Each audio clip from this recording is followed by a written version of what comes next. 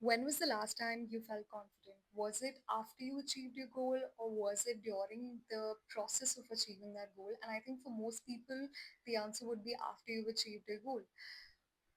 If you have a goal set, let's say A, B, C, and if you're trying to go towards it during that journey, the steps that you take from going from point A to point blah blah blah blah blah, but by the time you reach your goal, all the points that you transverse in between, those are the points where you're not a lot of times completely sure of the decisions that you take. And for most people, after you've achieved a particular goal, that is when you know it acts as a validation and a proof that, okay, I can do this. That means I'm confident in that particular thing. One of the essential pillars of confidence is substance. And by substance, I mean is a lot of times you would have heard this really famous quote where people are like, okay, yeah, you can fake it till you make it. You can, but if it's not backed by actual trial and errors and the fact that you've actually gone ahead and tested those things by yourself, you cannot really fake your entire confidence on the basis of nothing. You, without trying something multiple times over and over again, failing over and over again, does not give you the full-fledged holistic confidence that you're looking for. And that is what stands out from arrogance and confidence to just quiet confidence, where you know that I have given it all the things that I could.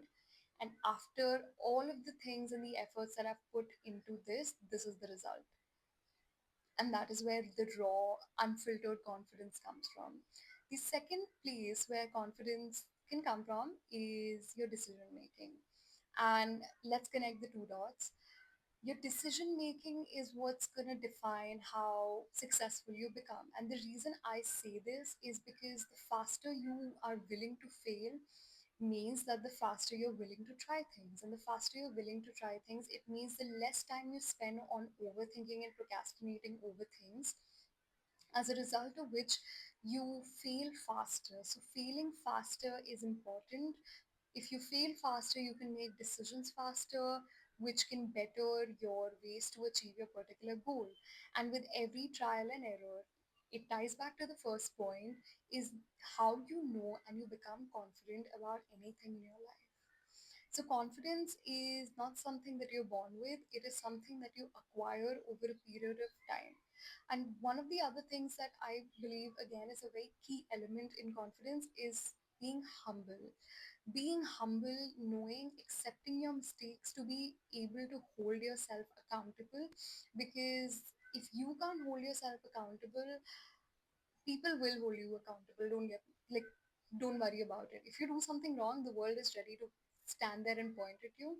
But if you don't hold yourself accountable, you're basically just lying to yourself. And that is when you create an illusion for the fact that even if something is not right, but you don't have the willingness and the humbleness to accept it, that, okay, I'm wrong about a particular thing, that is where your false confidence or arrogance stems from.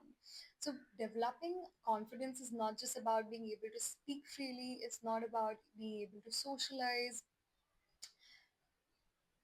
The unshakable confidence that you see most of your legends and the people you look up to, maybe it's like a football player, maybe it's one of the best sports person in a particular sport in the world, or whoever that is, for whoever it may be, that confidence is a result of years and years of practice. And that is why I believe that in order to develop that foundation for yourself, you have to keep trying. You cannot shy away from trying things and failing. The more you fail, the faster you bounce back.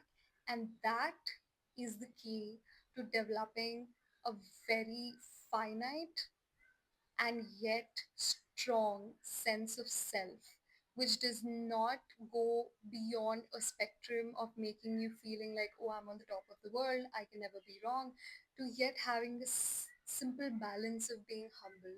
That middle point where you can hold yourself accountable but yet put in the effort, that will give you the raw confidence to stride you through the world. And those are my few pointers on confidence. Let me know what you think about it.